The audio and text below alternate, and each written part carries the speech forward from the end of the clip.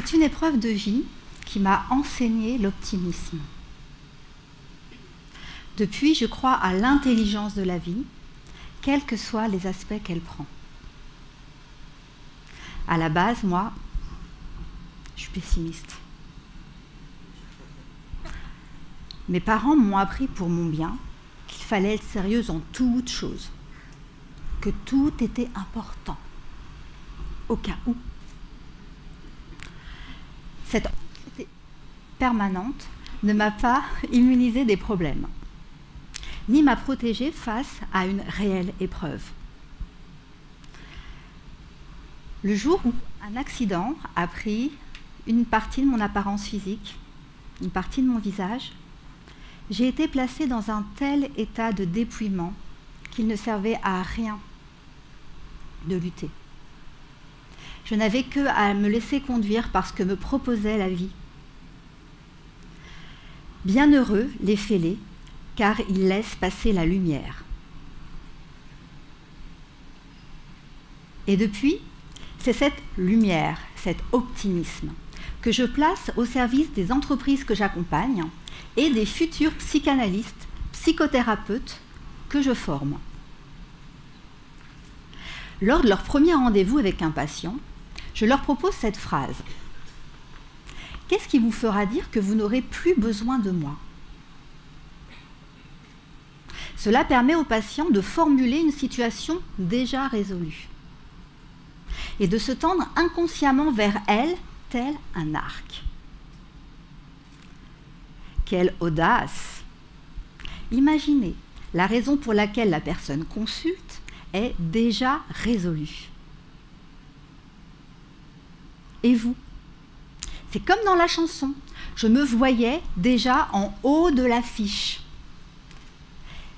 Vous prenez maintenant une situation difficile. Qu'est-ce qui vous fera dire qu'elle est résolue? Qu'est-ce que vous voyez? Qu'est-ce que vous entendez? Qu'est-ce que vous ressentez? Gardez cette image et ces ressentis, car ils vous serviront tout au long de votre parcours de résolution. Cela rejoint une loi quantique selon laquelle l'observateur modifie l'expérience. C'est fort, hein? Si je modifie mon regard sur la situation, j'en modifierai l'issue. Si je m'oriente de tout mon être vers une situation, alors je lui donnerai les chances d'advenir. Avez-vous entendu? J'ai dit de tout mon être, et pas seulement avec mon corps qui ressent, qui perçoit, et pas seulement avec ma tête qui prévoit, qui gère, qui anticipe. Et c'est là où est toute la difficulté de l'optimisme, qui ne se décrète pas, qui ne se capitalise pas. On ne peut que lui dire oui et s'ouvrir à lui. Une épreuve, comme un divorce, un licenciement, un accident, est toujours une rupture par rapport à ce qui était prévu. Quand dans ma vie parfaitement bien réglée est intervenu le choc de l'accident, je n'avais rien d'autre à faire que de me laisser porter et en disant oui à ce qui venait. Ça ne servait à rien de lutter contre l'événement, parce que j'y aurais perdu mes dernières forces. Et dire oui, même si ça fait mal, même si c'est insupportable, ce n'est pas du courage. C'est juste qu'il n'y a rien d'autre à faire. Dire oui à ce qui est fonctionne également au quotidien. Les choses ne se passent pas telles que vous aimeriez qu'elles se passent. C'est un grand classique. Oui, c'est rageant. Mais imaginez 2 secondes à l'enfer si nos vies étaient régies par la cacophonie de nos égos respectifs. Dire oui à ce qui est revient à s'effacer au profit de l'intelligence de la vie. Et souvenez-vous, ce n'est pas que ma volonté soit faite. Imaginez, je vais très mal. Je suis au fond du gouffre. Et en plus, je dois être optimiste. Ah, non. L'optimisme, c'est léger. Ça procède d'un allègement. Donc, enlevons ce qui l'entrave, plutôt que de se rajouter une exigence de plus. D'ailleurs, les personnes souhaitent souvent plus d'énergie pour avancer, être remotivées, reboostées, redynamisées, alors qu'elles ont déjà besoin de desserrer la pédale du frein, plutôt que de chercher à appuyer sur l'accélérateur. Dire oui à ce qui est, y compris à notre part d'ombre. Les théories New Age éludent très facilement notre part d'ombre. Pas seulement nos gros défauts, mais les parties de nous parfaitement inavouables. Et si vous les ignorez, rassurez-vous, l'épreuve va vous les désigner. Un des intérêts de l'épreuve, c'est qu'elle sollicite en nous les parts profondes, celles auxquelles on n'aurait pas accès dans l'ordinaire. Et le paradoxe, autant la difficulté ou l'épreuve me place dans un grand sentiment de solitude, parce qu'il n'y a que moi qui puisse me lever le matin, autant en puisant en moi et à l'intérieur de mes ressources, je me sens particulièrement reliée à tout ce qui m'entoure et aux autres. Si je prends l'exemple des 7 nains de Walt Disney, en moi, il y a une personne timide, qui doute, une partie fragile, une partie qui sait tout de la life. Si je fais le tour de mes 7 nains, de mes 7 gros défauts, de mes 7 petitesses, et que je les accueille avec tendresse, je serai capable de faire la même chose avec les défauts des autres. Avez-vous remarqué que lorsque vous avez fait la paix avec votre grincheux interne, les râleries des autres vous énervaient nettement moins? De la même manière, pensez maintenant aux traits de caractère de quelqu'un qui vous insupporte.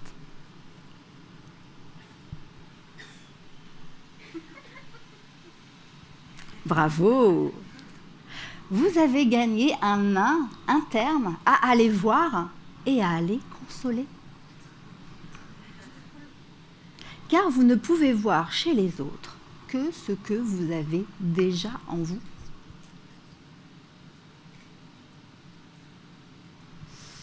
D'ailleurs, les héros des contes ne sont jamais seuls. Ils sont toujours accompagnés de plus petits qu'eux. Des nains, des valets, des animaux. Et à chaque fois, le sens est le même. Faites équipe avec les parts négligées de vous-même, celles que vous dévalorisez.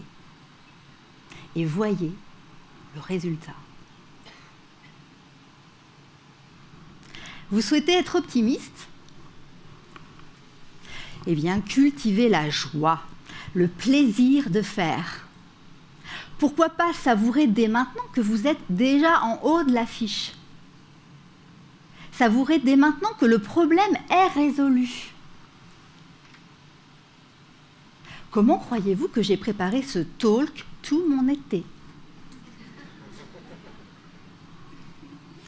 En anticipant le plaisir que j'allais avoir maintenant à partager ce contenu très dense avec vous. L'épreuve, un pèlerin chemine et aperçoit un groupe d'ouvriers en train de travailler. Que faites-vous ça se voit, on est en train de construire un mur. Le pèlerin poursuit sa route et aperçoit un autre groupe d'ouvriers dans la même situation, mais plus joyeux cette fois-ci. Et il leur pose la même question. Nous sommes en train de construire une cathédrale. Moralité. Même les actions simples, humbles du quotidien, porteuses de sens sur le long terme, utiles à d'autres, génèrent de l'optimisme et diffusent autour d'elles de la joie.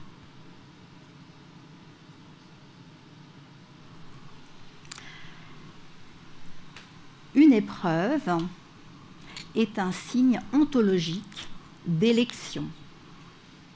Elle nous choisit pour révéler notre grandeur.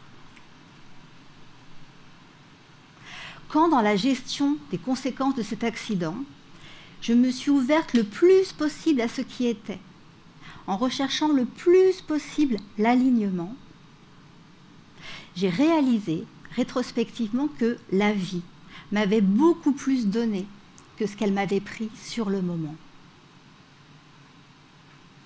En anglais, blessure et bliss ont la même étymologie. Une blessure comme une bénédiction. Cela ne signifie pas qu'il faille cultiver la souffrance pour mériter un accès au bonheur, mais que la douleur est un signe émis par notre être profond pour plus d'alignement. L'être humain est le seul à être debout. Son corps forme un axe entre le ciel et la terre. Et il est également le seul à avoir un privilège de conscience, ce qui lui donne un sacré devoir d'alignement, de cohérence entre ce que je pense, ce que je dis, ce que je fais, ce que j'aime et qui je suis. Et le sens de l'épreuve est simple. Elle nous remet debout, dans notre bon sens. L'axe de l'humain est vertical. Face à l'épreuve, il peut regarder vers le bas, à l'intérieur de lui, et se demander, plutôt que d'accuser les autres ou le contexte, qu'est-ce que j'ai fait pour ? Comment je m'y suis pris pour ? Bref, en quoi je suis responsable ou co-responsable de ce qui se passe. En anglais, il y a une très belle expression, responsible. En assumant ma responsabilité ou en recherchant ma responsabilité, je deviens capable de réponse. Si je ne suis pas responsable de l'événement qui m'arrive, alors je suis responsable de l'attitude que je choisis d'adopter. Vais-je ajouter de la peine à la peine ? Ou vais-je m'orienter vers une situation de résolution, de transformation ?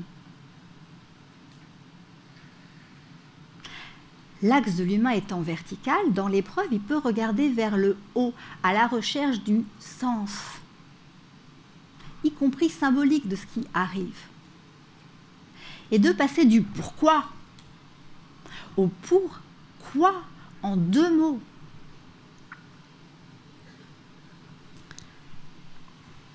Une fois l'épreuve traversée, nous sommes grandis, renouvelés, alignés et complètement rincés. Elle a fait tomber tout ce qui était obsolète. Sans destruction, pas de régénérescence. Et ça, c'est très difficile de le faire admettre, qu'il faut faire le vide pour faire le plein. que le plein de nouveau est proportionnel au vide consenti,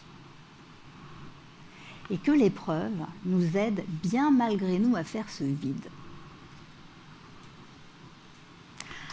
Pour autant, quand on fait ce travail, en recherchant l'alignement ou à accueillir le plus possible ce qui est, qu'est-ce que l'optimisme est généreux.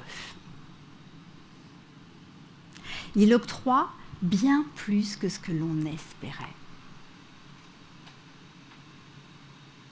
Notre héros des contes, non seulement a délivré la princesse, ce qui était pour lui un but élevé, mais elle tombe amoureuse de lui et l'épouse. Jamais au départ il n'avait tablé là-dessus.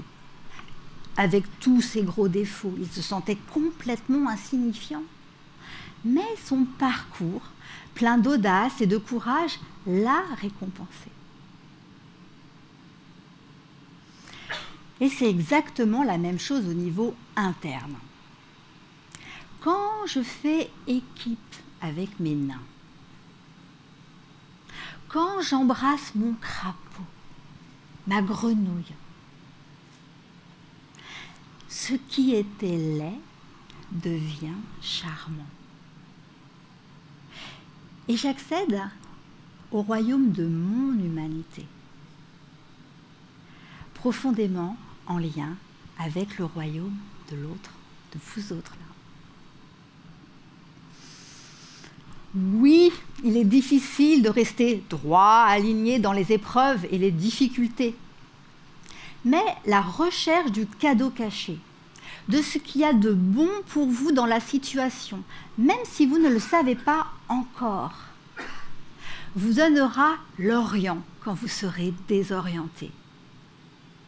Et vous regarderez là vers où le soleil se lève toujours.